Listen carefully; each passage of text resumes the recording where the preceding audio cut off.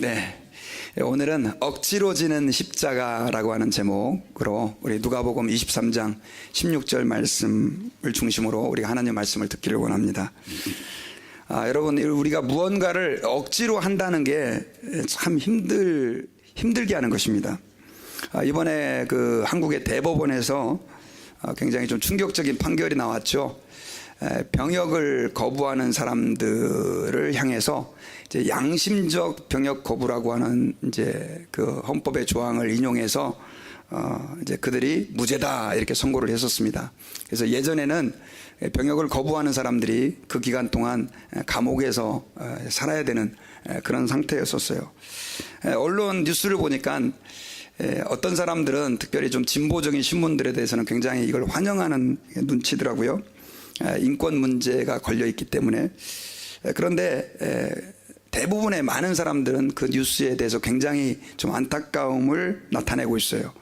어떤 사람은 양심적으로 병역을 거부한다 그러니까 나는 군대 갔다 왔는데 그러면 양심이 없는 사람이냐 뭐 이런 얘기를 해가면서 그 대법원의 그 판결에 대해서 안타까움을 이렇게 나타내고 있습니다. 여러분도 아시겠지만 그 양심적 병역 거부를 하는 사람들은 물론 다른 종교도 조금 일부 있지만 대부분 여호와 증인이라고 하는 그 이단 종파에서 사실 속한 사람들이 거의 병역을 거부해요. 그런데 이 사람들에게 사실은 이제 어떻게 말하면 물론 대체복무라는 게 있지만 합법적으로 군대를 안 갈 수 있는 길을 열어준 것이라 우리 개신교의 입장에서도 그렇고 다른 일반인들의 입장에서도 굉장히 이것 때문에 충격을 좀 받고 있습니다. 근데 제가 이 사건이 있고 나서 도대체 이 사람들이 왜 군대를 이렇게 안 가려고 하는가, 여호와 증인들에 대해서 제가 좀 이렇게 리서치를 좀 하면서 굉장히 놀라운 사실을 하나 발견했어요. 이 사람들은 명목상으로는 사실은 우리가 평화를 사랑하고 십계명에서 살인하지 말라는 계명이 있기 때문에 우리는 군대를 가지 않는다 이렇게 말을 해요. 그런데 사실은 이 사람들이 군대만 안 가는 게 아니라 이 사람들은 투표도 안 합니다. 그리고 공무원도 되는 것을 반대해요. 되지 않아요. 그래서 왜 도대체 어떤 교리를 가지고 있길래 그렇게까지 얘기를 하나 싶어서 찾아봤더니 굉장히 충격적인 교리가 있어요. 그 여호와 증인들의 교리의 종말론에 보면 아마겟돈 전쟁이라는 게 있습니다. 근데 그 아마겟돈 전쟁이라는 것은 물론 이 사람들이 잘못 가르치고 있는 내용이에요. 재림의 주님이 천군 천사를 데리고 와서 이 땅에 재림을 하는데 그때 그 재림의 주님이 사탄의 편이 된 세상 정부와 세상 국가와 전쟁을 벌인다는 거예요. 이게 아마겟돈 전쟁이라는 거예요. 그러니까 예수님이 언제 다시 재림할지 모르는데 만약에 세상 그 정부에 속한 군대에 들어간다든가 혹은 공무원이 된다든가 했을 때 결국 그 사람들은 누구와 전쟁을 할 수 있을 가능성이 생겨요. 하나님의 군대인 예수님의 군대와 전쟁할 가능성이 있기 때문에 군대를 안 간다는 거예요. 물론 이 사람들은 뭐 평화를 사랑하기 때문에 라고 얘기를 하지만 사실은 이런 교리적인 위험성이 그 결정 안에는 담겨져 있다는 사실을 저희들이 기억해야 돼요. 근데 여러분, 만약에 그 사람들 말대로라고 한다면 이건 심각한 문제입니다. 왜냐하면 그 누가복음을 우리가 지금 계속해서 말씀을 듣고 있는데 이 누가복음의 수신자가 물론 모든 교회들을 향해서 보낸 편지기도 하지만 데오빌로 각하에게 보낸 편지예요. 이 데오빌로 각하는 굉장히 관직이 높은 사람이거든요. 그리고 여러분, 그 예수님이 이스라엘 중에서도 이만한 믿음을 만나보지 못했다고 칭찬했던 그 백부장, 그 사람은 로마의 뭐였습니까? 군인이었잖아요. 그리고 여러분, 다니엘도 마찬가지고 그 바벨론이라고 하는 그 페르시아라고 하는 그 나라에 굉장히 고관으로 있었어요. 그러니까 여러분, 그런 이유로 국가를 반대하거나 하는 것은 절대 옳지 않은 잘못된 결정이다라고 하는 사실을 여러분들이 기억해야 됩니다. 어찌됐든 여러분, 뭐 교리적인 문제든지 사실은 일반 그렇지 않은 사람조차 이라 할지라도 나라를 사랑하는 사람이라 할지라도요, 사실은 군대를 좋아서 가는 사람들은 없습니다. 누군가는 나라를 지켜야 하기 때문에 사람들이 그 자기의 젊은 시간, 그 소중한 시간을 군대에다가 보내고 헌신과 수고를 하는 것이죠. 그래서 여러분, 이 미국에서는 특별히 군인들을 굉장히 대접해 주죠. 우리 한국에서는 뭐 군발이라 그래가지고 좀 무시하고 하기도 하는데 어쨌든 저희들이 기도할 때마다 나라를 위해 힘쓰고 있는 그 군인들을 위해서 저는 기도해야 된다고 믿습니다. 자, 어쨌든 그래서 우리는 이 세상에서 내가 하고 싶은 일만 하고는 살 수 없다는 사실을 기억해야 돼요. 때로는 내가 해야 될 일, 하기 싫은 일도 억지로 해야 되는 우리는 세상 속에서 살고 있습니다. 만약 우리가 하고 싶은 일만 하고 산다고 한다면 우리는 큰 혼란에 빠지게 될 수도 있습니다. 근데 신앙생활도 마찬가지입니다. 신앙생활도 때로는 우리가 하고 싶지 않은 일, 원치 않은 일을 하게 되기도 하는데 그것이 우리에게 엄청난 은혜의 도구가 되고 은혜의 길이, 하나님께서 은혜를 베풀어 주시는 방법이 되기도 한다는 거죠. 여러분, 저도 처음에는요, 제가 어렸을 때 초등학교 때 교회를 몇 번 나간 적이 있는데 그때는 정말 교회 가는 게 좋았었어요. 왜냐하면 여름 성경학교를 하는데 교회 가면 재미있는 노래도 불러주고, 그 다음에 쭈쭈바라고 그때 이렇게 아이스크림 있거든요. 비닐봉지에 다 들어가 있는 거, 그것도 좀 주고. 사실 그때만 해도 아이스크림 집에서 받아 먹기가 쉽지 않은 시대였거든요. 그래서 굉장히 교회 가는 게 좋았습니다. 중학교 때도 이제 교회를 다녔는데 그때는 제가 노래를 너무 좋아해가지고 교회에서 기타를 치면서 노래를 하고 막 하는데 또 친구들 만나고 하는 게 너무너무 좋았어요. 근데 이제 문제는 고등학교 때 이제 교회를 계속 다니다 보니까 너무나 많은 시간이 사실은 제가 이렇게 교회에 뺏기는 것 같은 생각이 들면서 또 학업에 대한, 공부에 대한 부담도 있잖아요. 어느 순간 교회가 가기 싫어진 거예요. 근데 문제는 교회가 가기 싫어도 교회를 떠날 수가 없는 상황이 돼버린 거예요. 왜냐하면 제가 이제 기숙사 생활을 했는데 저희 선배들이 예배 시간마다 저를 데리러 오는 거예요. 그리고 친구들이 이미 다 이제 얽히고 설켜가지고 도저히 빠져나올 수가 없는 그런 상황이 돼버린 것입니다. 그래서 늘 이거 언제 이 교회를 어떻게 좀 벗어날까, 늘 그런 생각을 하면서 교회를 다녔던 기억이 나요. 그런데 그렇게라도 교회를 다니다가 하나님께서 서서히 저의 생각과 마음을 열어주셔가지고 제가 하나님 말씀을 깨닫게 되면서 나중엔 예수님을 발견하게 되고 예수님의 크신 사랑과 하나님의 성령의 임재를 경험하게 돼가지고 나중엔 제가 어떻게 됩니까? 지금 여기 목사까지 되게 된 것을 저는 너무너무 감사하게 생각하고 있어요. 그래서 여러분, 때로는 우리가 억지로 하는 것도 하나님 앞에 은혜로운 과정이 될 수 있다는 사실을 기억해야 됩니다. 요즘에는요, 개인의 자유가 굉장히 중요하게 존중되는 그런 시대를 살아가고 있습니다. 특별히 여러분, 미국에는 더 그래요. 음식점 가도 여러분, 너 뭐 넣을래? 소스는 뭐 먹을래? 뭐 이렇게 다 일일이 다 물어보잖아요, 애들한테도. 그러다 보니까 억지로 하는 것에 대해서 이제는 많은 사람들이 거부 반응을 가지고 있어요. 억지로 하는 것은 좋지 않은 거라고 생각을 할 때가 많아요. 그러나 여러분, 기억하셔야 돼요. 하나님께서는 때로는 억지로 하는 과정을 통해서도 하나님의 놀라운 일들을 이루어 가신다는 사실이에요. 오늘 본문에 등장하는 바로 이 구레네 시몬이라고 하는 사람이 바로 그런 경우예요. 여러분, 오늘 본문은요, 예수님께서 이제 빌라도에게 십자가형을 언도받고 그 다음에 이제 지난주에는 채찍에 맞고 조롱을 당하신 그 사건에 대해서 제가 말씀을 드렸습니다. 이제 예수님께서 십자가, 특별히 그 십자가는 여러분 보통 이렇게 가로막대를 짊어지고 죄수가 끌고 가서 그 세로막대에 매달려 죽게 되는 것이 십자가 형벌이었었습니다. 그런데 이제 그 과정 중에 오늘 일어난 일이에요. 예수님은 빌라도에게 이제 사형을 선고받고 약 한 4km 정도 돼요. 1.4km니까 한 1마일 정도 되죠. 그 돌로로사라고 하는 그 길 이름이 돌로로사라고 한답니다. 그 길, 폭이 한 2m 정도 되는 그 길을 예수님께서 십자가를 지고 가야 되는데, 그 설에 의하면 예수님이 어쩌면 1마일밖에 안 되는 그 길을 14번이나 넘어지셨대요. 14번이나. 왜냐하면 예수님께서는 그 전날부터 계속 신문 받으시고, 그 다음에 채찍도 한 번도 아니고 몇 번을 당하셨냐면 2번이나 당하시고. 그런데 여러분, 제가 지난주에 제가 설명드렸잖아요. 채찍이라는 것이 그냥 채찍이 아니라 살점을 뜯어내는 아주 그런 고통을 가져다주는 채찍질이라고 말씀을 드렸습니다. 그러다 보니까 예수님께서는 한 20km 정도, 20kg 정도밖에 안 되는 그 십자가 가로막대인데 그거를 갖다가 짊어지시지 못하고 계속 중간에서 이제 쓰러지시게 됩니다. 나중에는 이 빌라도의 군인들이 계속 쓰러지는 예수님 때문에 행진을 할 수가 없으니까 결국은 그 예수님의 십자가 행진을 지켜보고 있었던 그 구경꾼들 중에 한 사람을 붙잡습니다. 그 사람의 우연이 누구냐면 구레네 시몬이다라고 얘기를 하고 있어요. 여러분, 이 구레네 시몬은 어디서 온 사람이냐면 구레네라고 하는 지역에서 온 사람입니다. 구레네는요, 지금으로 말하면 북아프리카 지역에 속한 지역이에요. 리비아라고 하는 도시를 여러분 나라를 들어보셨죠? 그 리비아라고 하는 나라의 수도 트리폴리라고 하는 지역에 속한 그 지역이 바로 구레네 지역입니다. 그래서 제가 지도를 하나 가져왔어요. 근데 이 구레네는요 굉장히 먼 거리에 있었습니다. 여러분 지금 이 그림이 잘 보이실지 모르겠지만 그 오른쪽에 있는 쪽이 이스라엘이고 왼쪽에 그 동그란 점이 있는 데가 구레네인데 한 3,400km 정도 돼요. 굉장히 먼 거리인데 그곳에 시몬이라고 하는 사람이 살다가 우연히 6월절이 돼가지고 이제 예수님에게 이 예루살렘에 오게 된 거예요. 왜 왔냐면 보통 흩어진 유대인들이라 할지라도 1년에 한 번씩은 꼭 그 예루살렘에 들려서 6월절 행사를 같이 하기 위해서 온 것 같습니다. 그럼 그 사람은 당연히 뭐 예수를 믿는 예수님을 따르는 사람은 아니었던 것 같아요. 그런데 어쨌든 간에 흩어진 유대인으로서 하나님을 경외하는 사람이었던 것 같습니다.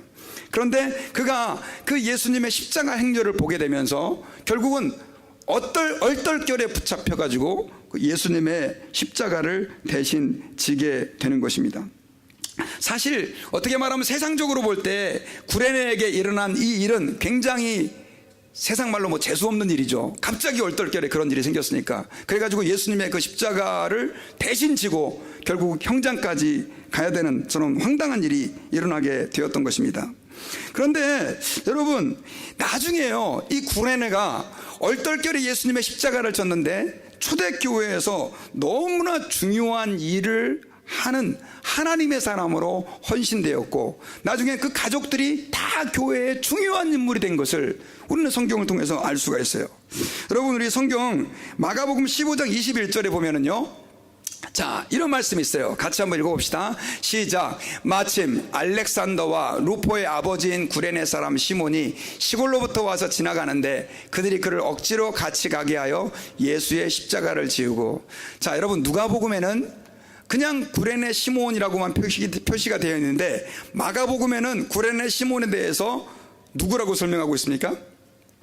알렉산더와 루포의 아버지다. 자, 구레네 시몬은 알렉산더와 루포의 아버지라고 소개를 하고 있어요.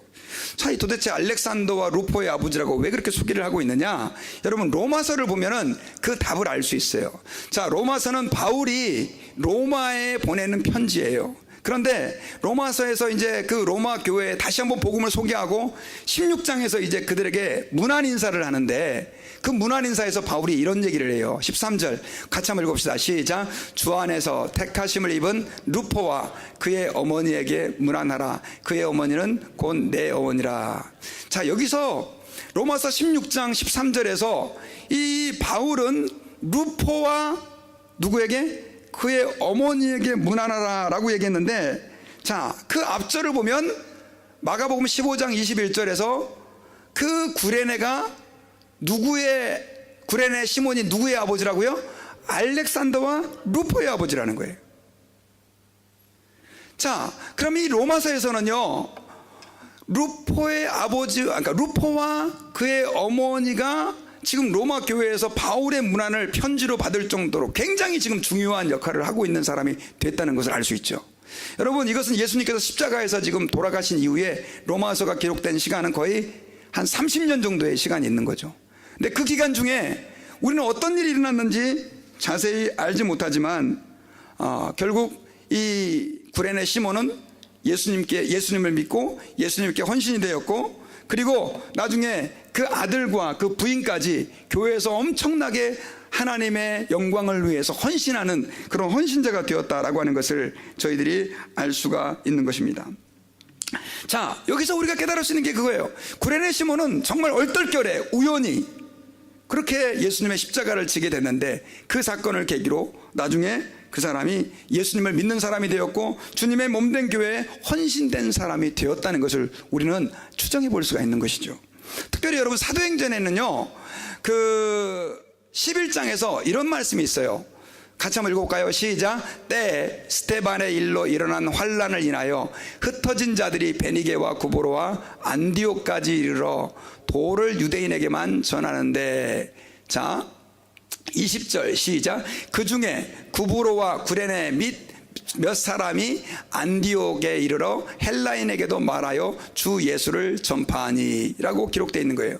자 구레네 몇 사람이 안디옥에 와가지고 예수님을 전파하는 여기서 뭐 이 사람이 제가 볼 때 시몬이라고 생각하지는 않습니다. 그러나 어쨌든 이 구레네의 영향력은 그 지역에 있는 그 주변 사람들에게 많은 영향력을 끼쳤고 결국 그 사람이 전도자가 된 것을 알 수 있고요.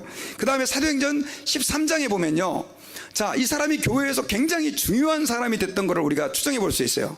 같이 한번 읽어보겠습니다. 시작. 안디옥 교회에 선지자들과 교사들이 있으니 곧 바나바와 니게르라는 시므온과 구레네 사람 루기오와 분봉왕 헤롯의 젖동생 마나행과 및 사울이라. 안디옥 교회에 굉장히 중요한 선지자들과 교사가 있었는데 그 사람의 이름이 바나바와 그 다음에 누구요?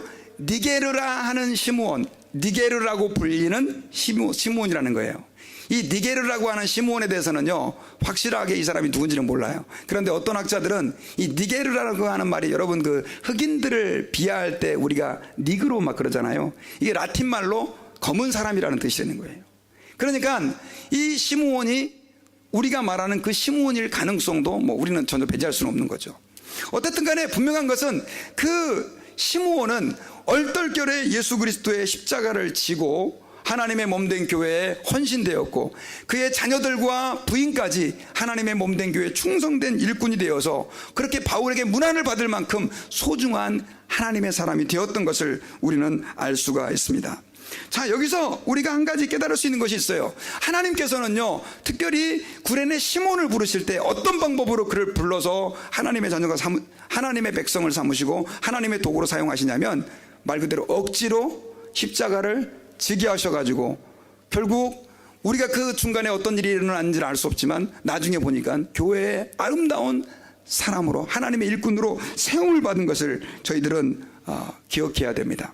마찬가지예요. 여러분, 오늘날도 하나님께서 우리에게 역사하실 때 때로는요, 우리가 원치 않는 그 십자가를 억지로 지워가지고 그 십자가라고 하는 것은 어쩌면 예수님이 우리가 뭐 지었던 그 십자가는 대신 지진 않지만 교회에서 어떤 분들은 직분 또 어떤 책임들을 맡아가지고 어떤 일들을 통해서 그걸 감당하다가 또 어떤 사람은 교회에 나가는 것도 싫은데 억지로 나오다가 뭐 제가 간증한 것처럼 그렇게 예수님을 만나고 하나님의 사람으로 부름을 받는 경우도 있다는 것을 저희들이 기억해야 됩니다. 그리고 제가 이렇게 하나님을 좀 묵상해 봤더니 정말로 하나님께서는 억지로 우리에게 역사하실 때가 너무 많은 것을 제가 발견했습니다. 대표적인 예가 누구냐면 바로 모세입니다. 여러분, 모세는요 40살이 됐을 때 이스라엘 백성들을 한번 구원해 보고 싶었습니다. 그래가지고 애굽 사람이 이스라엘 민족을 괴롭히니까 나중에 어떻게 해요? 그 사람을 쳐 죽이잖아요. 그래 나중에 동족끼리 서로 싸우니까 모세가 야 동족끼리 왜 싸우냐 그랬을 때 야 우리도 쳐 죽이려고 그러냐 그래가지고 나중에 자기가 들통난 걸 알고 도망가죠. 그러고 나서 광야에서 그는 거의 인생을 포기하고 양치면서 살고 있었습니다. 그런데 80세가 됐을 때 하나님이 모세를 불러요. 자, 그는 정말 이스라엘 민족, 고통받고 있는 이스라엘 백성들을 구원하고 싶은 마음이 그에게는 있었어요. 그런데 80세가 됐을 때는 꿈과 비전과 정열이 다 사라졌어요. 하나님이 내 백성 이스라엘을 건져내라 라고 얘기했을 때 모세가 뭐라 그럽니까? 아유, 주님 저를 택해 주셔서 감사합니다. 이렇게 대답합니까? 아유, 보낼 만한 사람을 좀 보내세요. 하나님, 난 못 갑니다. 나중에 하나님이 모세를 설득을 하죠. 네 손을 갖다가 품 안에 넣어봐라. 뺐더니 손에 나병이 생기죠. 문둥병. 다시 넣으니까 또 치료되고, 그 다음에 뱀을 던지니까 그 뱀이 지팡이가 되는 이런 기적도 보여준다고요. 그래서 모세가 설득이 됐나요? 나중에는 또 이렇게 핑계대죠. 하나님 저 말 못합니다. 말.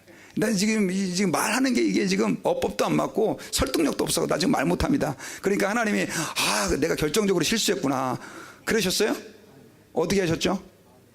네 형 아론이 말 잘하니까 네 형 붙여줄게 해가지고 하나님이 굉장히 복잡하고 번거로운 방법으로 어떻게 해요?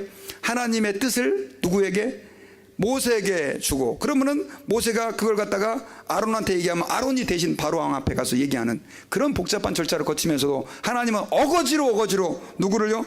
모세를 불러서 하나님께서는 사용하시는 것을 알 수 있어요. 여러분, 아브라함도 마찬가지예요. 아브라함은 그 갈대아 우르에서 잘 먹고 잘 살고 있었습니다. 그런데 하나님께서 어느 날 그냥 그에게 나타나 가지고 뭐라 그랬어요? 본토 친척 아비집을 떠나 내가 지시할 땅으로 가라. 자, 여러분, 그때 아브라함의 나이가 몇 살이었다고 성경에서 얘기하고 있습니까? 75세였어요. 그러면 한번 생각해 보세요. 75세 잘 먹고 잘 살고 있는데 본토 친척 아비 집을 다 떠나서 그것도 어디라고 말씀도 안 하고 내가 내게 지시할 땅으로 가라. 여러분 같았으면 주님 저는 가겠습니다. 그것도 아브라함이 하나님을 믿는 사람도 아니었다고요. 그 설에 의하면 아브라함의 아버지는 우상을 만들어 팔고 이윤을 남기는 사람이었어요. 갈 수 있겠어요, 없겠어요? 그래가지고 아브라함은 결국 성경에 보니까 아버지를 데리고 가요. 아버지를 떠나라고 그랬는데 데라를 데리고 가죠. 친척을 떠나라고 그랬는데 친척 조카 롯을 데리고 가잖아요. 나중에는 하나님의 아버지도 불러가시고 조카 롯과도 불리하게 하셔가지고 결국 이제 아브라함을 홀로 세워서 그 아브라함을 하나님이 어떻게 합니까? 나중에 믿음의 조상으로 세워가시는 걸 우리는 볼 수 있어요. 한번 생각해 보세요. 그 과정 가운데 아브라함이 얼마나 마음이 힘들었겠어요. 자, 우리는 이런 내용들을 좀 보면서 아까 구레네 시몬이라든가 모세라든가 또 아브라함이라든가 이런 걸 보면서 우리는 이렇게 한번 질문해 볼 수 있어요. 왜 하나님은 그럼 그렇게 역사하실까? 여러분, 그 이유는요, 자, 한번 따라해 봅시다. 우리는 앞일을 모르기 때문에 그런다. 앞일을 몰라요, 앞일을. 여러분, 10년 뒤에 우리에게 만약에 10만 불을 누군가 준다고 얘기했고요, 지금 내일 바로 1000불을 준다 그러면 사람들은 10년, 둘 중에 하나만 선택해야 된다면 10년 뒤에 10만 불보다 당장 내일 1000불을 선택하는 게 사람의 심리래요. 심리학자들이 연구를 한 거거든요. 여러분, 우리는 그 당시 내가 속한 그 현실에 늘 급급하는 그런 마음들을 가지고 있어요. 그래서 우리 인간들은 하나님이 우리에게 놀라운 계획과 뜻을 가지고 있어도 그걸 알아요, 몰라요? 잘 모르는 거예요. 제가요, 지난주에 참 재미있는 장면을 목격했어요, 오랜만에. 저 이제 가끔씩 저희 집에 와가지고 이제 우리 그 부목사님하고 이제 사모님이 이제 식사를 같이 할 때도 있어요. 근데 그때 이렇게 밥을 먹는데 박송희 사모님이 이삭이하고 이현이 애 둘 있잖아요, 아들 둘이. 밥을 이렇게 막 먹는데 애들이 밥을 안 먹어요. 그러니까 야, 와, 밥 먹어 해가지고 이제 이 밥을 입에 떠주는 거예요. 애들이 앉아서 그걸 딱 받아 먹더니 또 딴 데로 도망가는 거예요. 그래서 나중에 또 이삭아 일로 와 해가지고 또 불러가지고 걔를 또 먹이는 거예요. 근데 제가 그걸 옆에서 보고 있는데 속이 터져 죽겠어요. 이 말을 하고 싶은 거예요. 그냥 굶기지. 그냥 굶기지. 아니 그걸 억지로 그렇게 떠먹여. 그래가지고 오해는 하지 마시기 바랍니다. 그랬더니 저희 집사람이 그러네. 우리 애들도 그렇게 키웠는데요. 그러는 거예요. 아, 그런가? 제가 그랬죠. 여러분, 부모의 심정은 애가 그렇게 밥 먹고 돌아다녀도 어떻든 간에 애를 건강하게 잘 키우고 싶은 마음들이 다 있죠. 그래서 애들이 그렇게 먹여도 사실은 아버지 심정 같으면 굶겨버리고 싶은데 엄마의 심정은 또 먹이고 싶은 거예요.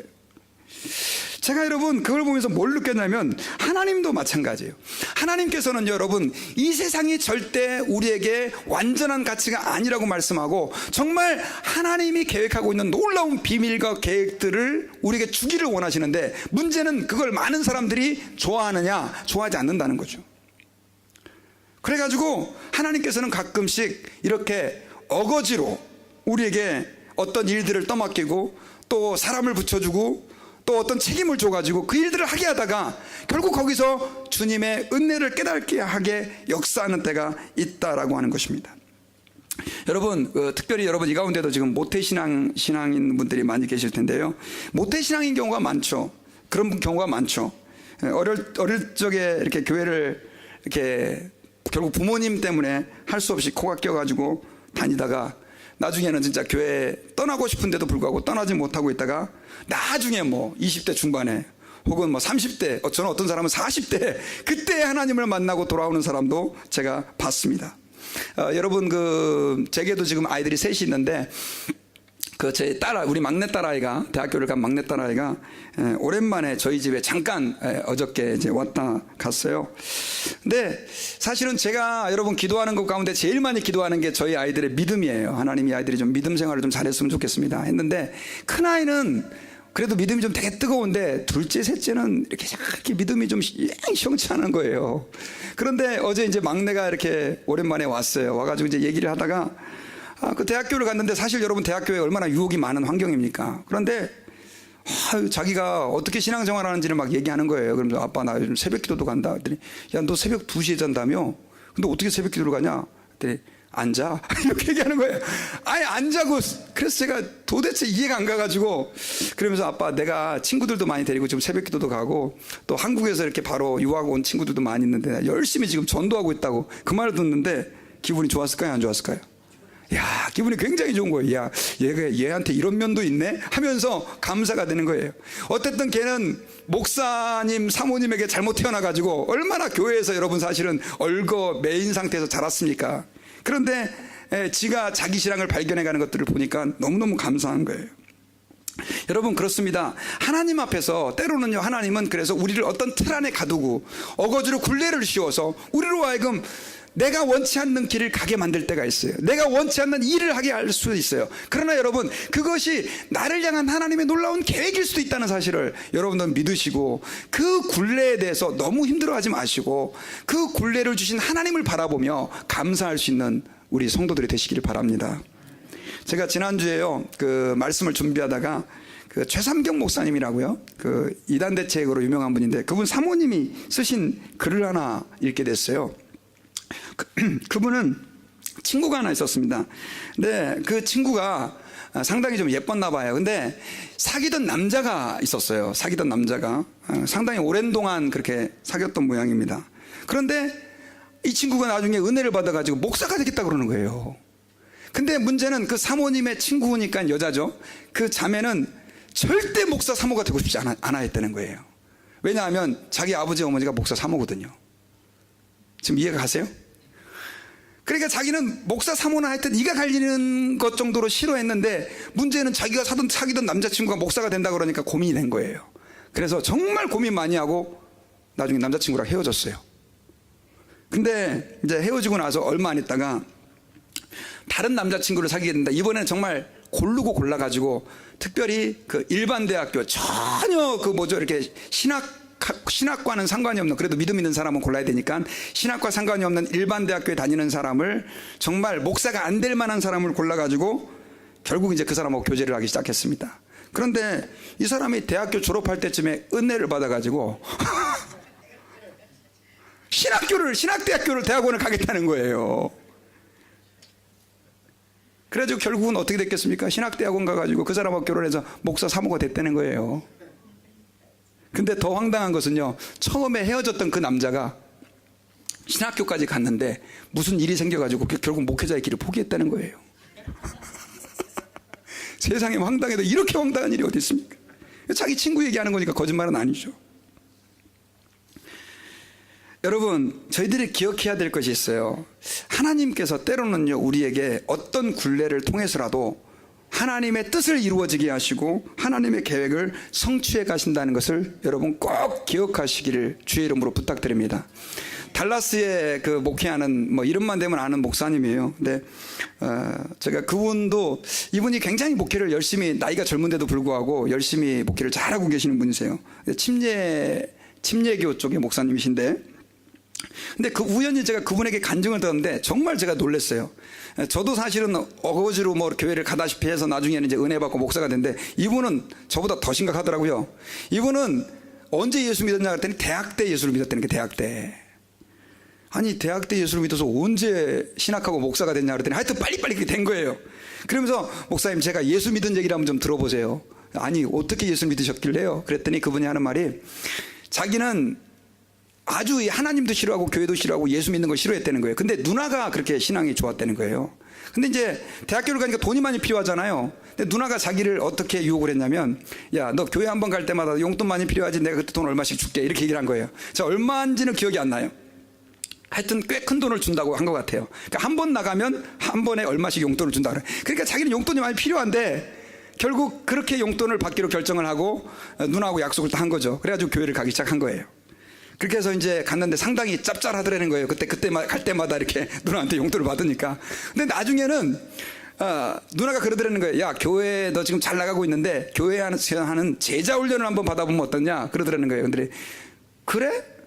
근데 그거는 얼마 줄 건데 해가지고 시간을 많이 뺏기니까 또 이제 더 많은 돈을 요구해가지고, 그럼 내가 한번 받아줄게 하면서 결국 누나한테 또 제자 훈련을 받는 만큼 돈을 더 받기로 얘기하고, 그렇게 해가지고 제자 훈련을 받았다는 거예요. 뭐 때문에? 돈 때문에 어거지로. 근데 그 제자 훈련을 받는 과정 가운데 그분이 거기서 깨진 거예요. 그래가지고 나를 위해 죽으신 예수님의 사랑을 발견하고 나중에는 목사가 됐어요. 목사가.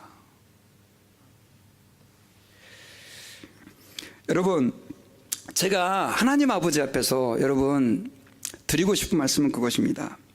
때로는 하나님께서 우리에게 우리가 원치 않는 굴레를, 또 십자가를, 마치 구레네 시몬에게 구경을 하고 있는데 그냥 특 잡아가지고 너 이거 지고 가 해서 진 것처럼 그렇게 주님이 우리에게 역사하는 경우도 있습니다. 그러나 여러분, 그 과정에는요 하나님의 놀라운 계획이 숨겨져 있다는 사실을 믿으시기를 바랍니다. 그래서 여러분, 교회에서요 저는 여러분들에게 부탁을 드립니다. 때로는요 교회 나오는 것이 우리 초신자들에게는 정말 힘들 수 있어요. 제가 지난주에 그 책을 좀 읽고 있는데 모든 교인은 새신자다의 그런 책이에요. 어떤 여자 목사님이 쓰신 책인데, 근데 제가 그 책을 읽으면서 굉장히 많이 느꼈어요. 그 가운데 한 가지 느꼈던 게 뭐냐면, 새신자는 주일날 여기 예배 시간 한번 참석하는 것도 보통 힘든 일이 아니겠구나 하는 생각을 한 거예요. 생각해보세요. 교회 안 나오던 사람이 교회에 나오는 거. 또 바쁜 그 삶 가운데에서 성경 공부를 참여하고 또 교회 모임에 나와서 기도하고 한다는 것이 쉽지 않은 일이에요. 그런데 여러분, 그것이 어렵다고 그래갖고 아예 우리가 그걸 벗어나 버리면 우리는 하나님의 은혜를 체험할 수 있는 기회가 없는 거죠. 그래서 혹시 이 가운데 여러분, 교회 나오는 것이 여러분들에게 굴레가 되고 부담이 된다 할지라도 나오셔서 하나님 말씀을 들으시고 또 성경을 배워보시고 또 사람들과 교제하는 가운데 저는 여러분들이 좀 주님을 좀 더 깊이 또 간절히 만나는 그런 기회가 되었으면 좋겠습니다. 여러분, 저는 요즘에, 예전에는요 운동을 해야 되겠다라고 하는 생각 자체를 한 적이 없어요. 근데 요즘에는 제가 거의 뭐 운동을 하려고 굉장히 애를 씁니다. 그래서 아침에 일어나자마자 스쿼트 있잖아요, 이렇게 무릎 굽히는 거 있잖아요. 그거 오늘도 지금 하고 왔어요. 25개. 팔굽혀펴기도 25개. 일어나자마자. 제가 그렇게 하는 이유가 뭐냐니까, 여러분 사실은 이게 운동이라는 게, 여러분 혹시 운동하는 게 나는 너무 좋습니다 하는 분들 계십니까? 그런 분들은 100% 운동 중독자들이라는 거예요. 예. 모든 사람은 운동을 싫어한대요. 근데 여러분, 운동만큼 우리 몸에 좋은 게 있어요, 없어요? 없죠. 운동보다 더 좋은 게 없어요. 여러분, 아무리 산삼을 드셔보셔도 산삼보다 좋은 게 운동이라니까요. 근데 왜 운동 안 하세요? 하기 싫거든요. 그래서 어떤 분은요 비싼 피트니스에 돈 내고 이렇게 하면 억지로라도 운동을 내가 하게 되니까, 근데 문제는 2번 가고 몇백 불 날리고 안 가죠. 여러분, 저도 그런 과정을 거치면서 나중에 해보니까 억지로 하는데 운동하고 나니까 어느 순간인가 몸이 너무 개운한 거예요. 그걸 느낀 거예요. 야, 이거 운동할 만하네. 아주 힘든 기간을 거쳤죠. 그러다가 요즘에는 진짜 운동의 중요성을 느끼고 제가 뭐 좋아서 하는 게 아니라 억지로라도 계속 운동하고 있습니다. 왜냐하면 이것이 내 건강에 도움이 된다고 믿기 때문에 그렇습니다. 여러분, 저는 여러분들에게 한번 여쭤보고 싶습니다. 정말 하나님 앞에 나와서 기도하는 것이 여러분들에게 유익이 된다고 믿고 있습니까? 성경 공부한다는 것이 여러분들에게 정말 도움이 되고 이것이 필요하다고 하는 것을 알고 계십니까? 성경을 꼭 읽어야 된다는 걸 알고 계십니까? 근데 여러분, 힘들어요. 제가 작년에는요 우리 교회 벽에다가 성경 읽기표를 전교인 이름 다 써놓고 스티커를 붙이게 했어요. 너무 야비한 것 같아서 제가 안 했어요. 올해는 안 해요. 그런데 얼마나 성경을 잘 읽고 계시는지 모르겠지만 여러분, 성경을 읽고 기도한다는 게 사실 쉽지는 않아요. 그러나 여러분 기억하세요. 억지로 그걸 한다 할지라도 우리가 하나님 앞에서 말씀으로 나가고 기도할 때 어느 순간 하나님이 이것이 나에게 너무나 가치 있고 소중한 것이다라고 하는 것을 깨닫게 해주시는 때가 있다라고 하는 것을 여러분 기억하시기를 바랍니다. 그렇게 해서 우리가 하나님 앞에서 좀 억지로라도 말씀으로 다가가고 억지로라도 하나님 앞에 기도의 무릎을 꿇고 그렇게 할 때 하나님이 그 가운데서 부어주시는 은혜가 있다는 거예요. 여러분, 교회 나와서 어떨 때는 또 찬양도, 제가 오늘도 이렇게 좀 보니까 입을 크게 벌려서 찬양하는 사람이 별로 없어요. 찬양을 그냥 해. 여러분, 찬양을 간절히 크게 하세요. 간절히 크게. 왜 그러냐면 여러분, 찬양과 경배 능력이라고 하는 책에 보면 이런 이야기가 있어요. 어떤 선교사님이 선교를 떠나셨는데, 사모님을 두고 떠났는데 그 사모님이 선교 가 있는 동안에 아주 젊은 분이었거든요. 돌아가신 거예요, 사고로. 나중에 이제 그 선교 사역을 마치지 못하고 중간에 돌아왔는데 정말 자기는 선교사인데도 불구하고 하나님이 살아계시는지 완전히 하나님에 대한 신뢰가 다 깨져 버린 거예요. 기도도 안 되고 예배 은혜도 안 되고 막 완전히 막 그 우울증에 걸려가지고 죽을 것 같더라는 거예요. 그래서 친구가 근데 찾아왔는데 그 친구가 그러더래요. 하나님을 찬양해봐. 여러분 생각해 보세요. 그 상황에서 하나님이 찬양이 되겠어요, 안 되겠어요? 될 리가 없죠. 야, 이 상황에서 무슨 찬양이야? 그래도 한번 해봐. 그래가지고 이제 하나님 앞에 가서 골방에 가서 무릎을 꿇고 찬양을 하는데 목소리가 안 나오더래요.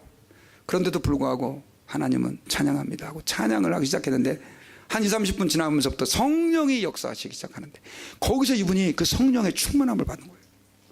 그래가지고 그냥 하나님이 주시는 기쁨과 위로를 거기서 마음껏 경험하고 거의 뭐 인생의 바닥까지 내려갔던 그분이 거기서 회복이 돼가지고 여러분 힘들더라도 찬양할 만한 상황이 아니라 할지라도 억지로라도 찬양하십시오. 그 메시지를 전하는 그런 분이 되었던 것입니다. 여러분 교회 나올 때 어떤 때는 너무 힘들고 지쳐서 또 하나님 앞에서 참 고통스러운 번잡한 문제가 많아서 찬양이 안 나올 때 있죠. 그때도 여러분 한번 목소리 높여서 우리 하나님은 선하십니다. 주님 찬양합니다. 경배해 보시기 바랍니다. 하나님이 주시는 회복이 있는 거죠.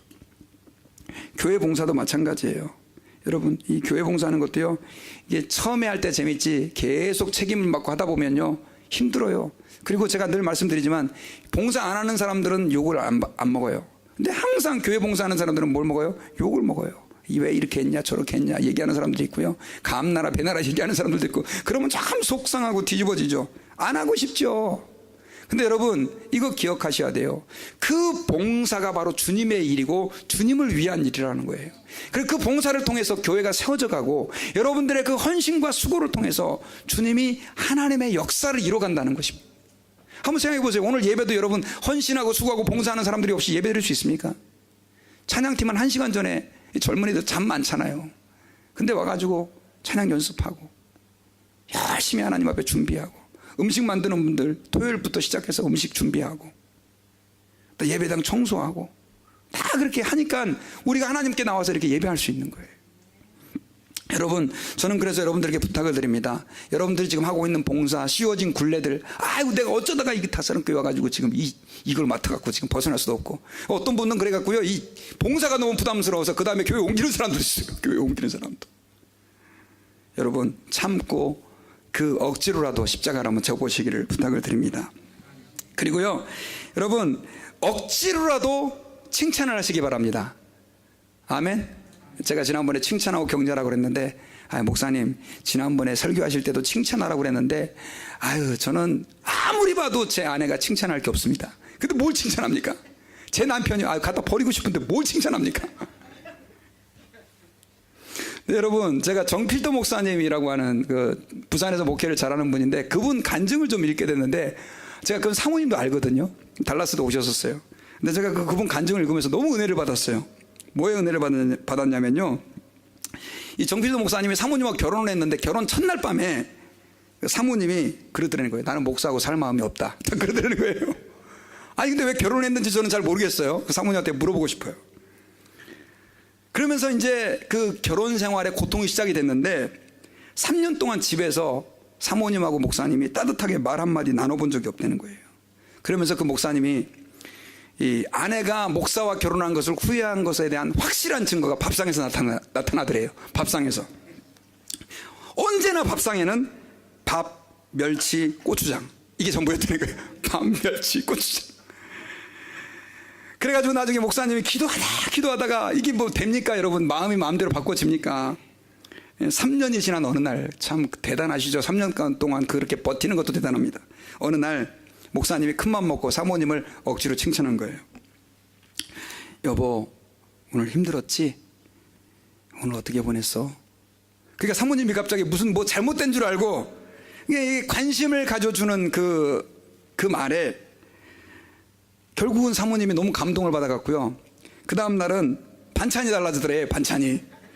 근데 반찬이 달라졌는데 어떤 반찬을 가져왔냐면 총각무 있잖아요. 총각무를 가져왔는데 그 옆집 할머니한테 그 총각무 얻어왔는데 그 총각무가 다 썩어가지고 그 있잖아요. 구린내 나는 거. 그거를 얻어갖고 이렇게 밥상에 차려준다 그러면서 최초로 총각무가 올라온 거예요.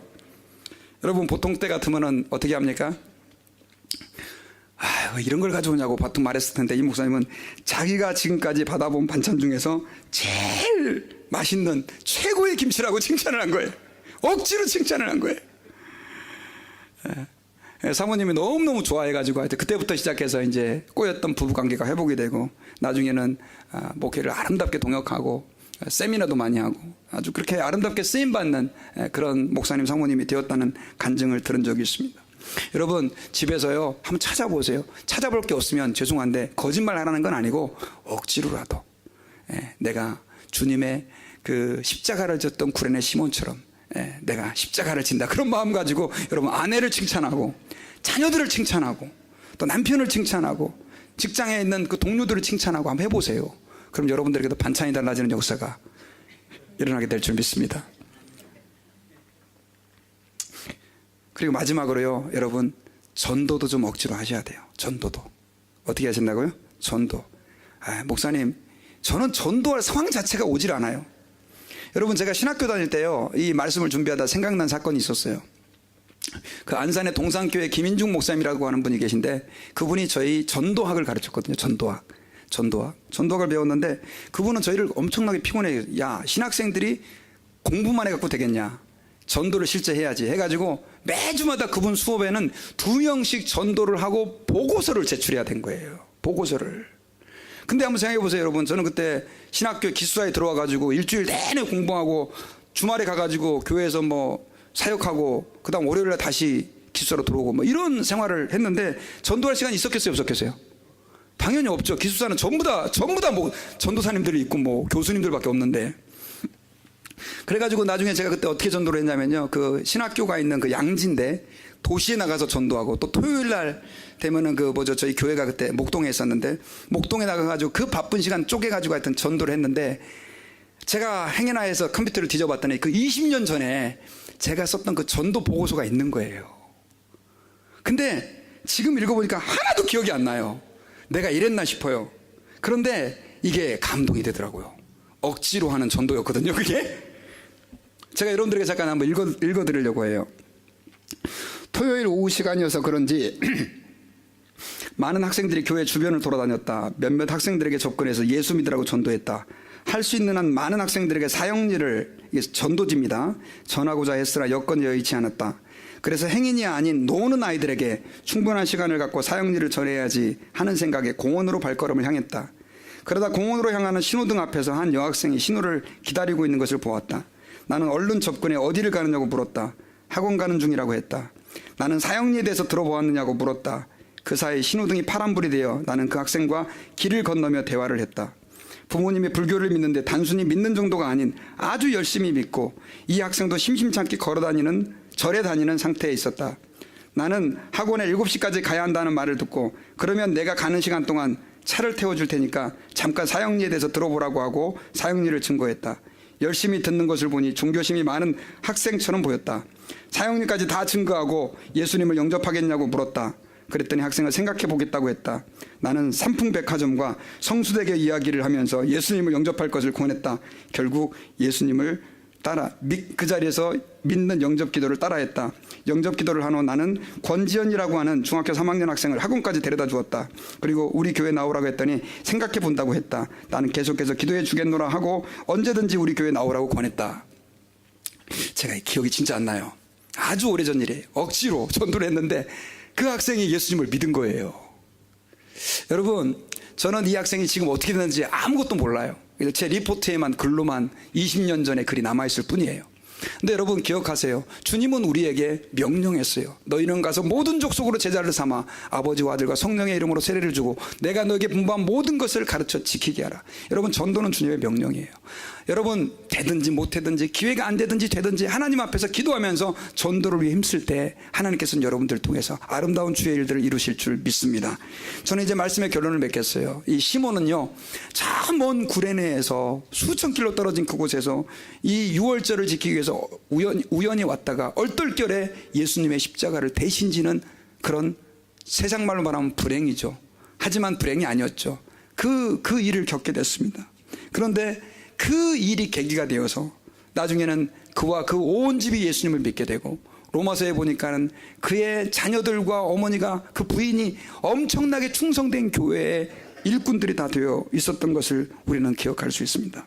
여러분, 하나님께서는 때로는 우리에게 내가 원치 않는, 내가 지기 싫어하는 십자가를 지울 때도 있습니다. 그러나 여러분, 그 십자가를 지우시는 하나님의 의도를 기억하면서 인내하고 참아서 하나님께 영광이 되고, 그 다음 또 이것이 주님이 기뻐하는 길이라면 내가 좋아하지 않는 길이라 할지라도 억지로라도 그 길을 갈 때 주님이 우리를 통해서 일하시고 역사하게 되실 줄 믿습니다.